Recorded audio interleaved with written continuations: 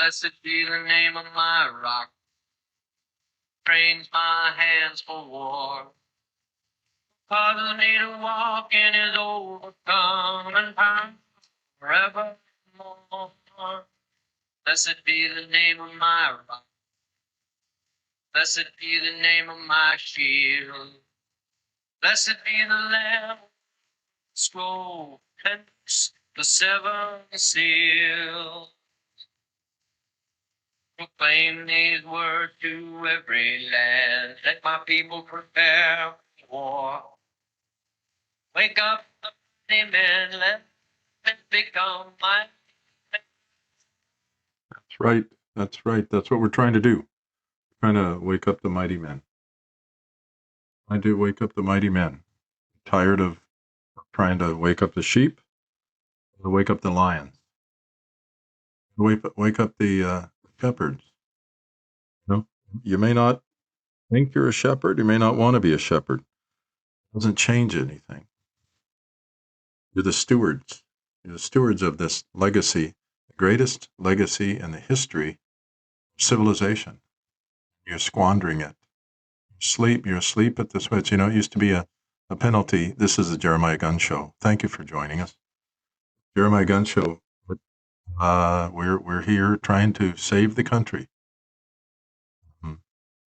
We're behind enemy lines, broadcasting behind enemy lines. And in the Confederate States of America, the Democrat States of America, we're the resistance. This is the resistance. That's why we began a lot of shows with a resistance message, coded, so that those who knew know what they're supposed to do. In a parallel universe, Jeremiah Gunn Show. Professor No, N-O-W. Or no, will know the truth, and the truth will make you free. We're here. It's going on right now. It's the irony age, and war still raging. So, this program's started to say that there was a penalty for going to sleep on guard duty. The reasons we know this comes from the story of Jesus, which reiterated a bit during Easter. And the penalty, at least under Roman laws, they were pretty strong. They were pretty harsh. The rule was that they would be put to death if they fell asleep. So they didn't want to fall asleep, and they were usually in 2s or 3s or 4s, whatever, legion. They would kind of remind each other of the penalty, harsh penalty. Because why? You go to sleep on your watch, you're on the watchtower. Barbarians aren't at the gate, they're on the news, they're on the internet, at your school, they're your neighbor, they're in Congress. This war is raging, and you're not supposed to just sleep in the trench, sleep on the wall. Because what happens is people come in and shepherd. A shepherd is supposed to get rid of the wolves, lions, David and Goliath, right? The story for all of us.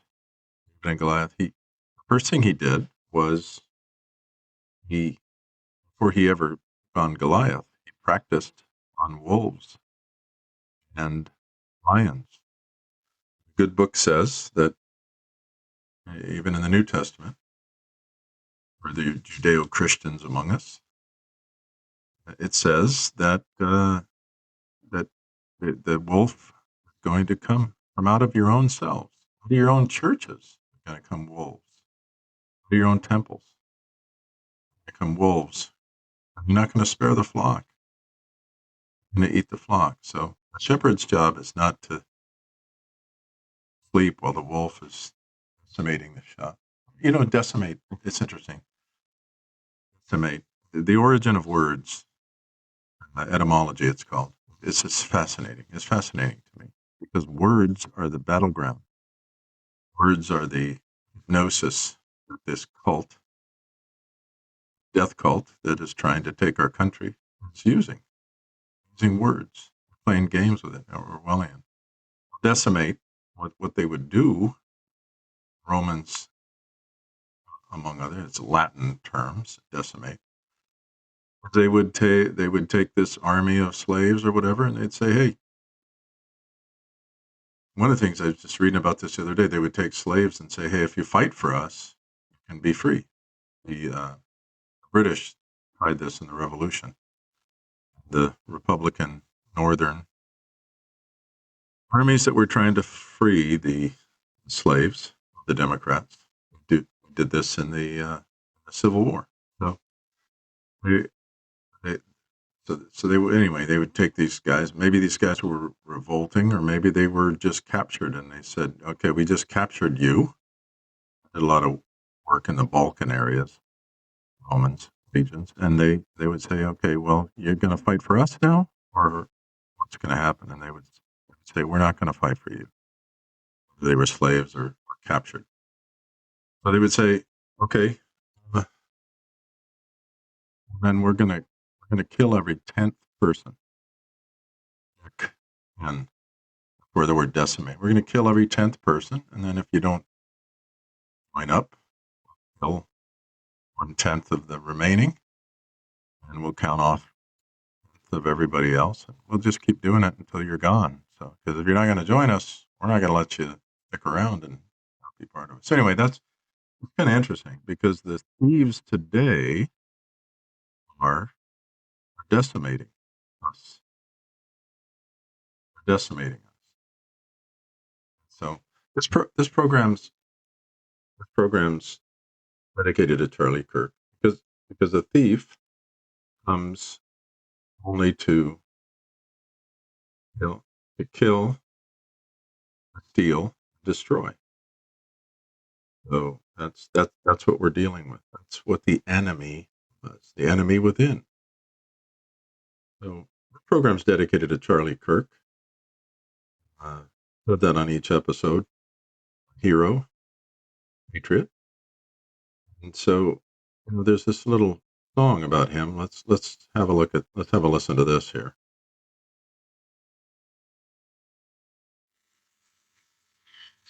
Charlie was a good man, good as any man can be. Tall in stature, strong in faith, and he practiced what he preached. A Christian with conviction, I've heard many of people say Charlie was going to be the president someday. At a campus up in Utah on a bright September day, crowd was packed and rustling, engaged in free debate, till a bullet from a rooftop ended young Charlie's life. Dear God, they killed him, took him from his children and his wife. Yeah, it was a September day. I think it was September 10th, wasn't it? Day before September 11th. They're communist, Islamist, Nazi, which is who shot him. Whether the trigger puller was a patsy like others, like maybe the one in Butler, like maybe the one in Dallas, or whether it was really him, them, shim, they there, they them.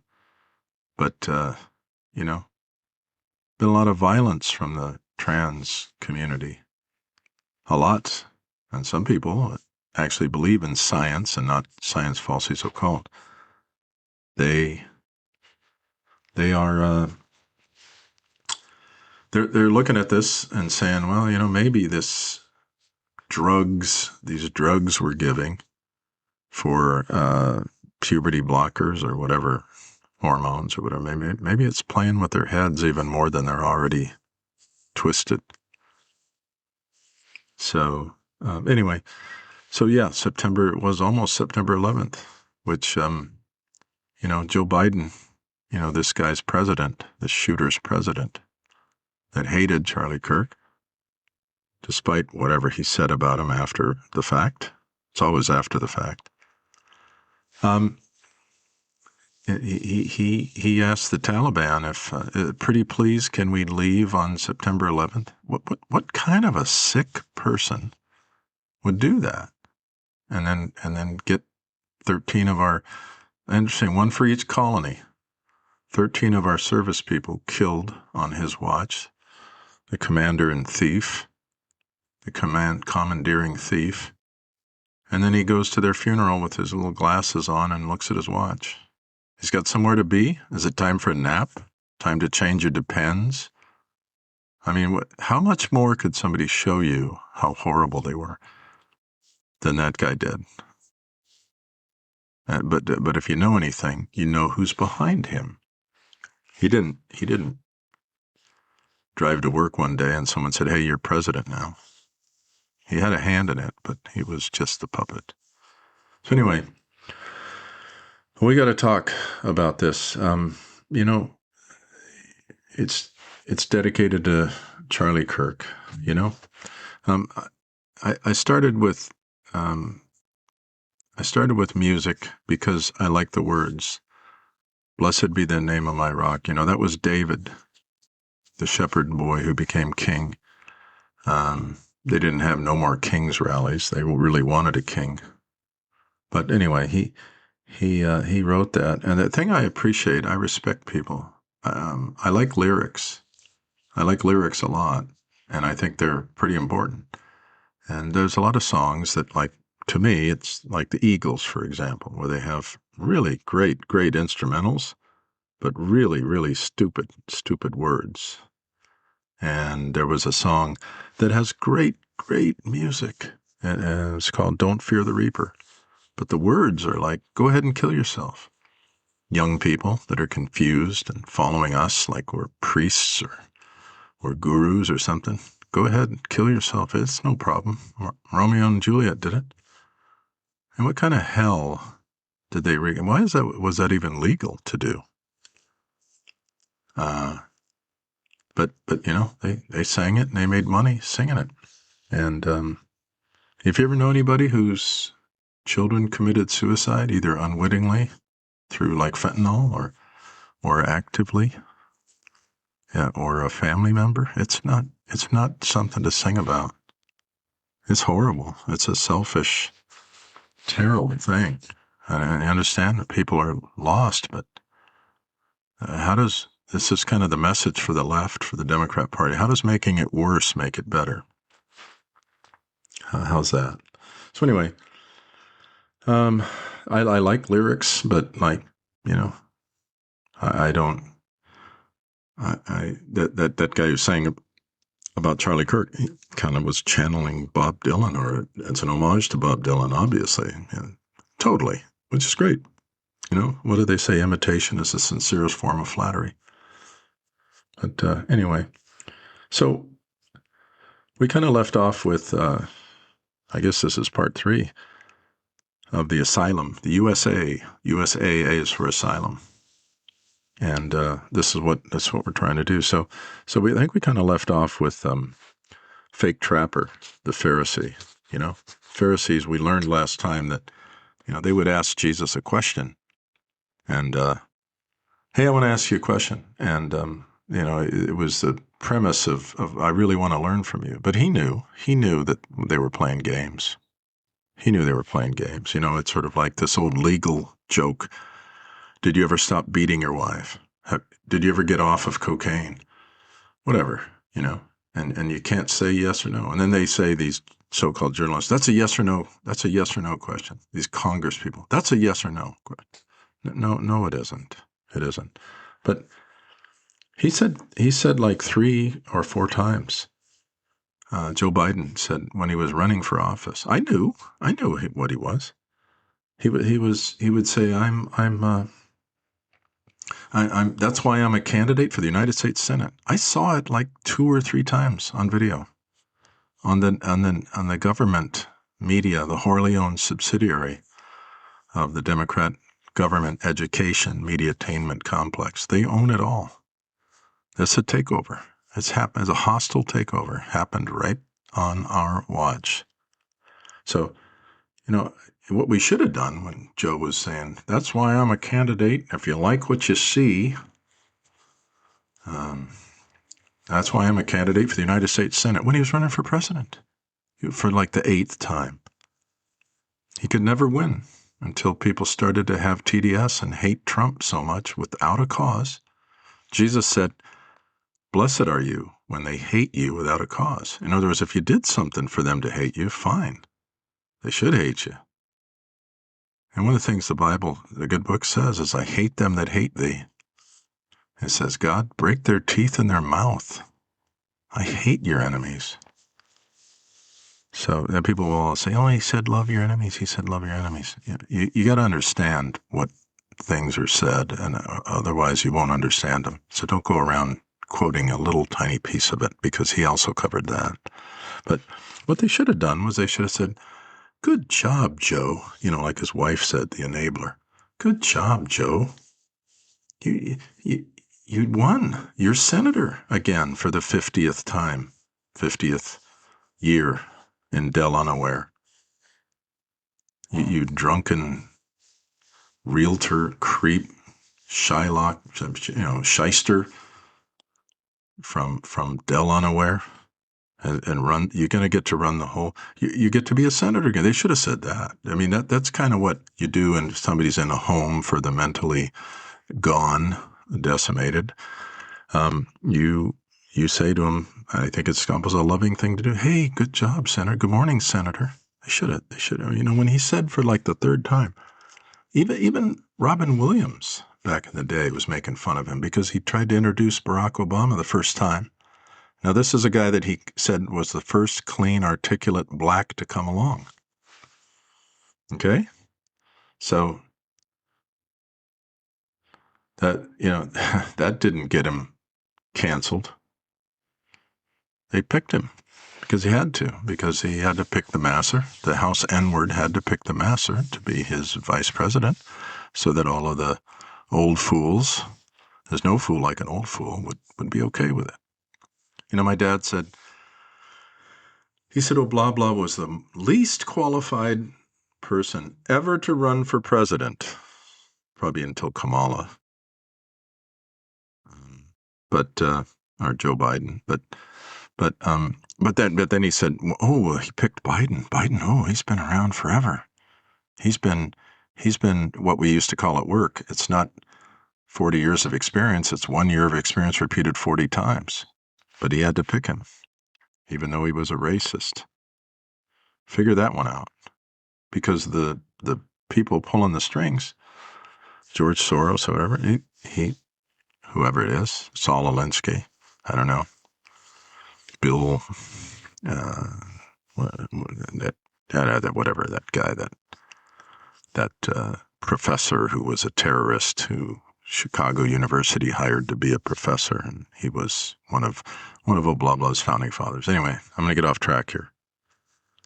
So they should have said, "Hey, you're senator," and then we wouldn't have had to deal with that mess. But what happens? Fake trapper wakes up, Pharisee, fake trapper, and he says, "Oh, at the 11th hour, the very last debate, Trump had just said," and he was very kind, actually, for as mean as they say. He said, I don't know what he just said, and I don't think he knows either."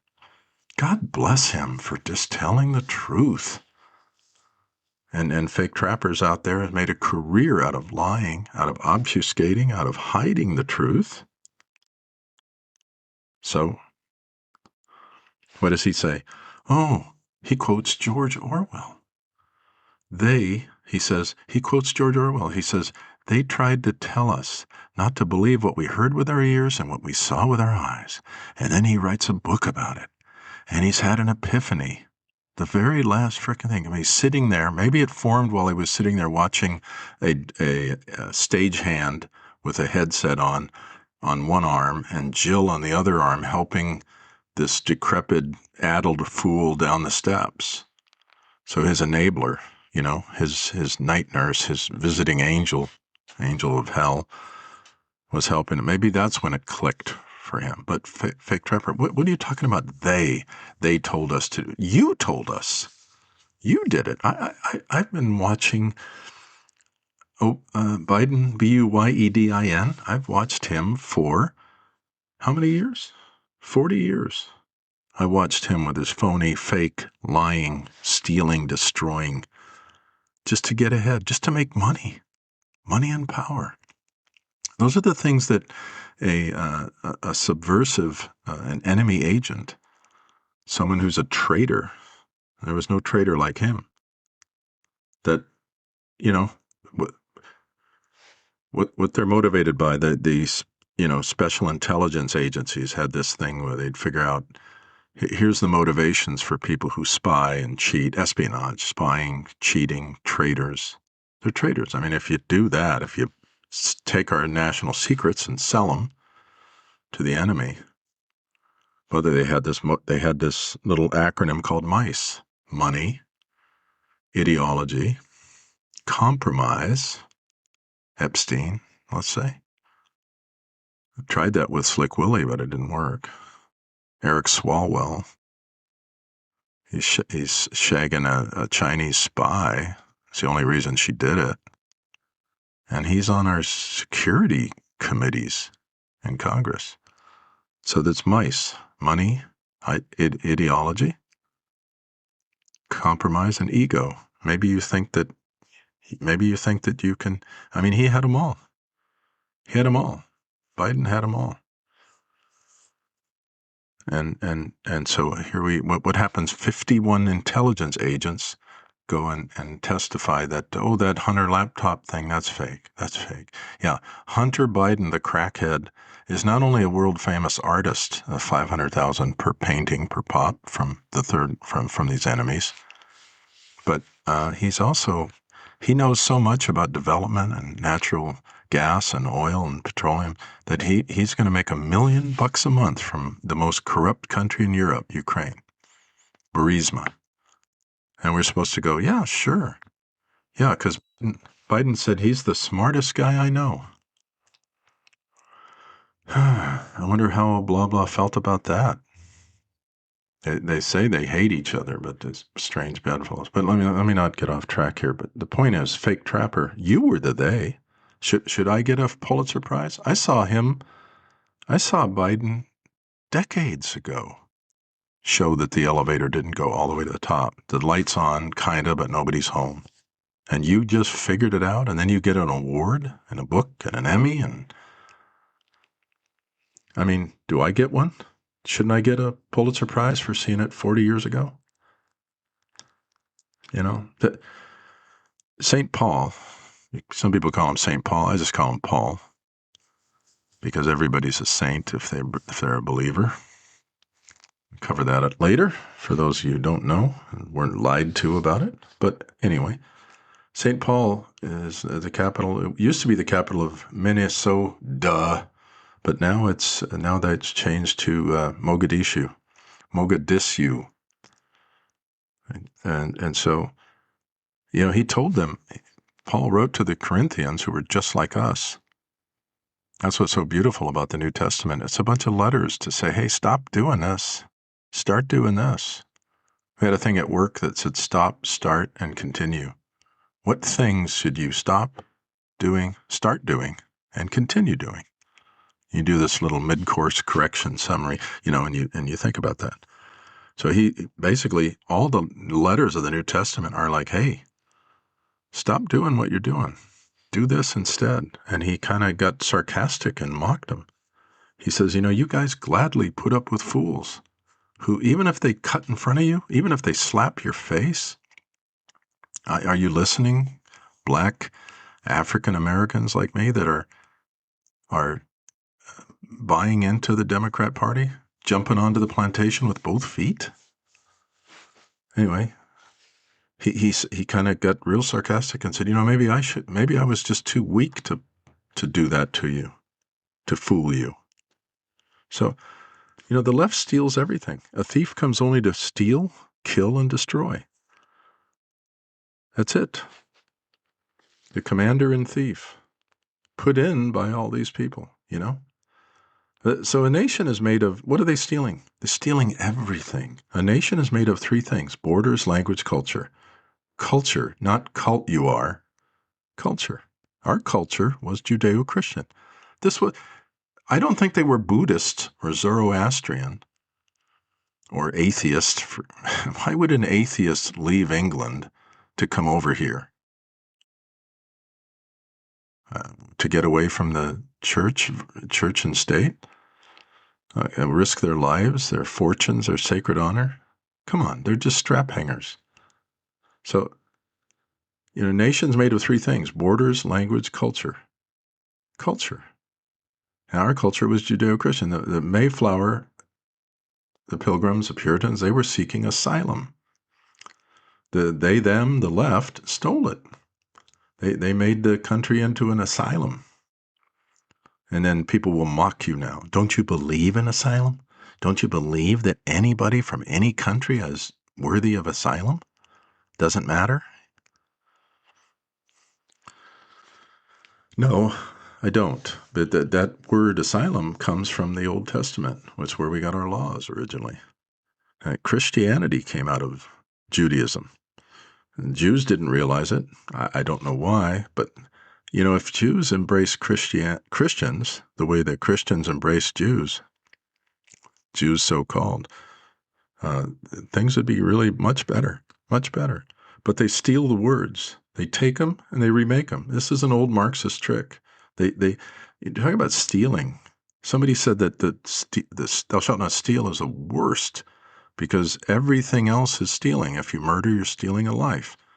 This tranny and the left and all the people that talked him into it, like Kimmy Kimmel, Colbert, all these people, Rachel Madcow, your professors that talked him into doing this.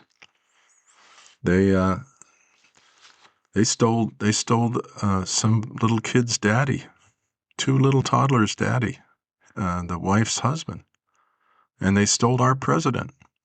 He could have been, like the song said. Of course, he was smart enough.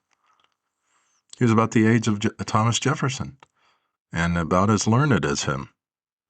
So, and about as patriotic, for sure. Anyway, they stole him. They steal. First thing they steal is the truth. They steal the truth. They just take it. They take it and they make it over in their image, and then they throw it in your face. Oh, you don't believe in... Did you ever stop beating your wife? You don't believe that people deserve free health care? Everybody on earth? You don't believe they deserve your birthright, which is citizenship? You don't believe that? You're not much of a Christian. We'll tell you what a Christian is. So, if I'm talking to Christians, Judeo-Christians, I'm also talking to citizens, you people that don't believe, Anyway, we're going to talk about history because we're in this together. We're in this together. If you think this isn't a Christian nation, and shame on the Christians who throw that crap around, like guys I've seen online. But we're gonna talk about history, real history. If you don't remember it, if you don't know it, if you ignore it, you're condemned to repeat it. Ignore means actively, deliberately, sometimes. Ignore it. It doesn't mean you're ignorant, you're stupid. It means you ignore things. Performative ignorance. So they rate... I was reading this incredible book about Garfield. Great president, Republican, great man. And they're doing a Netflix series about it. Death by Electricity or something. I haven't watched it yet, so I don't know. I'm just reading the book. But, so I look up Garfield, and historians rate him very low. What? That was a brilliant, noble guy. He was a Republican general in the Civil War. Saved Kentucky for America, for the Constitution, against the Democrats who were trying to take it and flip the Civil War. They said he could write with one hand in Greek and one hand in Hebrew or Latin or something simultaneously. He was a great, great man. Did a lot of great things. But you know what? They rate him as he was shot by a psycho, a narcissist like the one that shot everybody. Really? If you're going to kill yourself, kill yourself. Don't burn up our tax dollars with the trial and all the silliness that comes to saying that you were insane or something. But don't kill somebody else. Charlie Kirk's the martyr, not you. Anyway, the historians rated Garfield really low, and they say, why? Well, because he was assassinated after only a few months, 6 months or something. That's brilliant. Man, I'm glad you have to have a PhD to come up with something like that. But one of the times Biden in the debate, in a semi-coherent moment, he threw it in Trump's face that, hey, historians say you're the worst president ever. And, I'll probably rate me one of the best. Kamala said that she was the most qualified ever. I mean, don't eat while you're listening, because you'll do a spit take. But this is true. What I'm saying, these lies are true. True lies. The things they say are lies. So in a way, it's easy. It's easy. They're kind of like weathermen. I figured out the weatherman. What's that called? Oh gosh, sometimes words just go out. They get overwritten by another word. But there's it's not an analogy. What is it called when you, algorithm, algorithm is an algorithm that the weatherman, I figured out, I started to notice, especially on Apple phone, if they said it's a 70% chance of rain, that meant it's 30. It's a reverse algorithm. And if they said there's a 30% chance of rain, it was 70. So it was really helpful to interpret the weather. And this is what they do. They just lie. Whatever they say about something, you just know it's the opposite. If they say Trump is bad, he's good. If they say Biden is good, he's bad. So it's kind of easy to figure out this, even though it's forced on you. It's forced. History is the first casualty in the truth. The Soviet Union, were Marxists. They started this stuff. They would say they had a saying: the future is already known. It's the past that keeps changing. They would rewrite the past. Stalin was good. Stalin wasn't good. Lenin was good. Lenin wasn't good. They just tell you. And just like George Orwell, that's one of the worst things, is to tell you something. My buddy used to say, don't pee on me and tell me it's raining. It's not the lie that's so horrible. It's the insult to our integrity, our decency, our dignity, our intelligence. Just because you're a Kool-Aid drinking cultic moron, that doesn't mean that I am. But if you take over, like that quote from Dune, what is that quote from Dune? I gotta find that, because that's about it. And here it is. Let me see if I can find it here. So I got a lot of these memorized, but not all of them. But anyway, I was listening to this anarchist named Michael Malice. He's good. He's smart. He's got a good podcast, and you can learn things, but he's an anarchist. He wants anarchy. These are the people that came over here in the early 1900s from Eastern Europe, like the ones that assassinated the Archduke. They just want anarchy.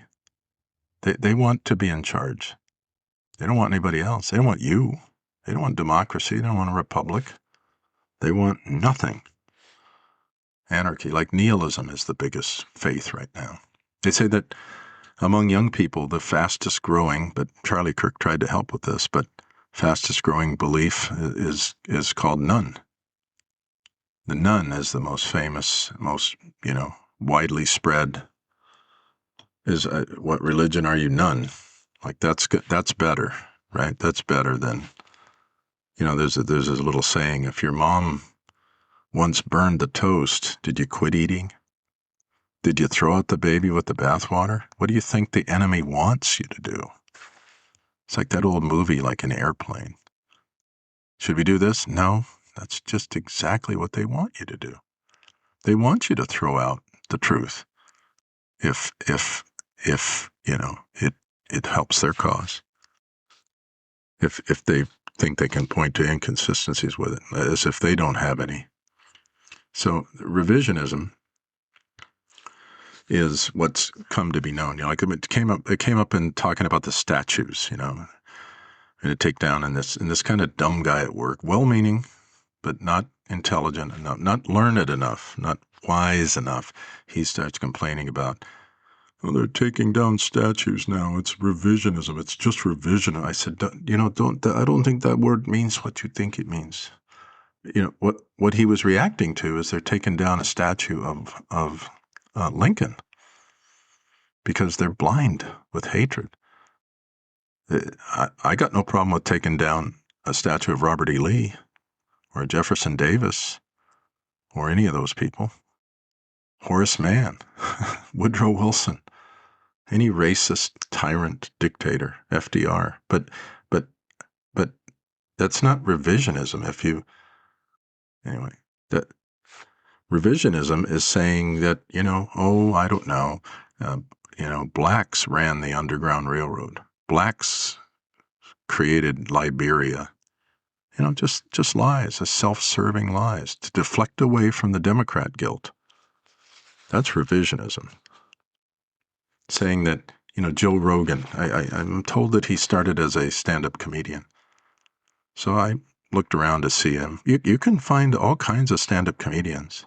You just can't find a lot of him, and you can't find Kat Timpf or Tyrus.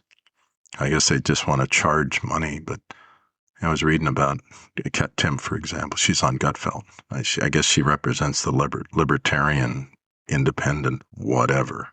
But she went to Hillsdale College, and you don't ever hear anything really wise come out of her. Just nonsense. Even though she seems to be kind of waking up. But when you read about her, it says, oh, she's not really, if you're really looking for a stand-up comic, not really. She just talks very profanity-laced about her life or something. So Joe Rogan, started as a stand-up comic or something, and he has a comedy club now because he wants everybody, like Marx wanted us all to sit home from work and write poetry. I guess he wants everybody to be a comedian, as if that's some sort of a. Did you ever think about why do these people? How do they know what they know? So Joe Rogan, he says if Jefferson came back, he'd say, "What the f? F and F with the F? What the f? We wrote that 200 years ago. You should have changed it all by now." Well, caca de la vaca. Just because he says it and throws in some F-bombs and the audience is half drunk, that makes it. Is it comedy? Is it true? Was he talking about the founding of our country? Does he know anything about? Has he ever read anything? I heard him go on for an hour about Stephen King or something, or this other guy on the road, whatever, about how all the different coke and drugs and things he did, like Rogan did. Whatever.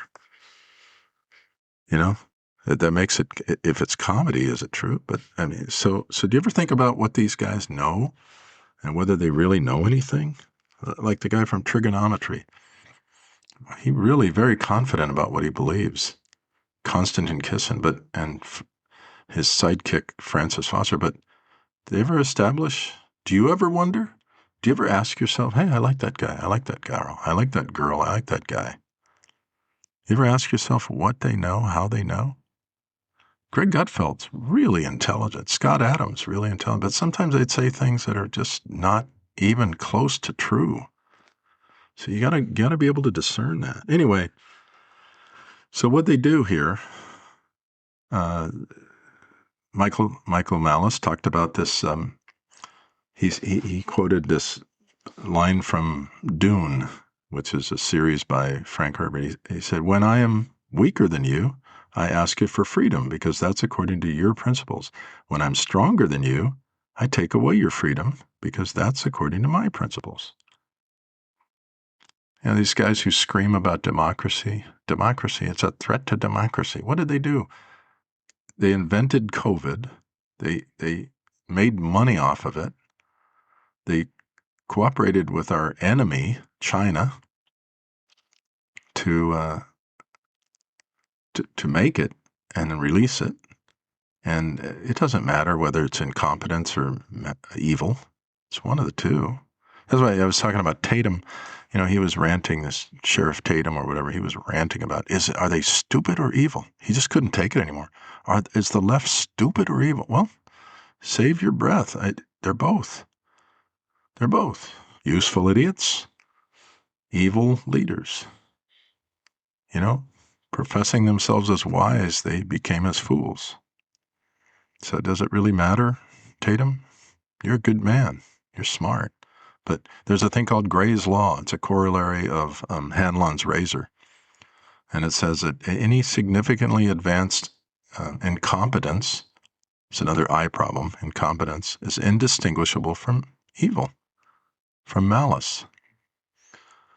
So when I am weaker than you, I ask for freedom because that's according to your principles. I use your principles against you. When I'm stronger than you, I take away your freedom because that's according to my principles. So let's say, I don't know, let's say I come here seeking asylum because I'm a Muslim and it's wrong for Trump to say I'm banning Muslim country immigration, migration, not immigration, migration. Immigration, you apply. That's another law. You apply, you're reviewed, you find out whether you love this country or hate it, like a lot of our politicians do, and then we decide. We, the people, decide through our federal government that we're entrusting to do the right thing. Why would you bring in enemies? Why would you do an operation that dwarfs the Trojan horse, knowing that they're inside there? Another quote that goes along with that, the society which scorns excellence in plumbing, which they do, as a humble activity and tolerates shoddiness in philosophy, which they do because it's an exalted activity, will have neither good plumbing nor good philosophy. Neither its pipes nor its theories will hold water. So, this is what they do. And us African Americans, us, the blacks, your ancestors would be really ashamed of you. Really, just as ashamed as our founding fathers would be of us, of this wicked generation, as Jesus put it. This wicked and adulterous generation. He said, how long am I going to have to be with you? I can't stand it.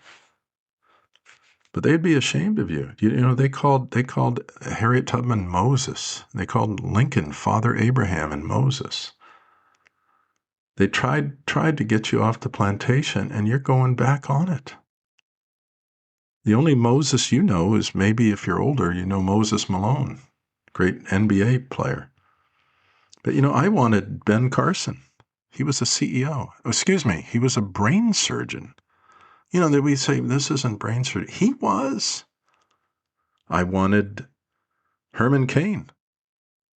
He was a CEO of a big company. I don't know. You say it was Burger King, whatever. But before that, he in the army, in the civil service, he was a rocket scientist, mathematician. And I wanted Alan Keyes, who was a congressman. Brilliant. He's the guy who bullcrap Hussein Oblabla beat in Chicago. What if they had picked him instead? But they don't care about black lives. Don't matter. They don't matter if you're, Trevor Noah, who's whiter than I am. He's on there making fun. This little shite, this little pissant. He's on there making fun of Ben Carson because he's too educated. Because he's talking white, I guess. I don't know. Trevor Noah, doesn't he speak a South African dialect? Doesn't he talk the white man's talk? And he's making fun of Ben Carson. Really? Jesus asked, which one of the prophets didn't you kill? And then you build a monument to him. Alan Keyes was brilliant. Ben Carson was brilliant. Really raised by a single mother whose father took off, who had the morals of an alley cat, like Obama's father, like Slick Willie's father. We got to have all these, and he really grew up in the projects. And he almost went to jail, but he went to Johns Hopkins instead and became one of the preeminent neurosurgeons on earth. I read the books about him long ago. Cuba Gooding Jr. played him in the movie. But no, we got to have Trevor Noah making fun of him. Don Lemonades cutting him down in favor so he can get his nose right in the crack of Joe Biden and Kamala Harris. Really? You got to know your enemy.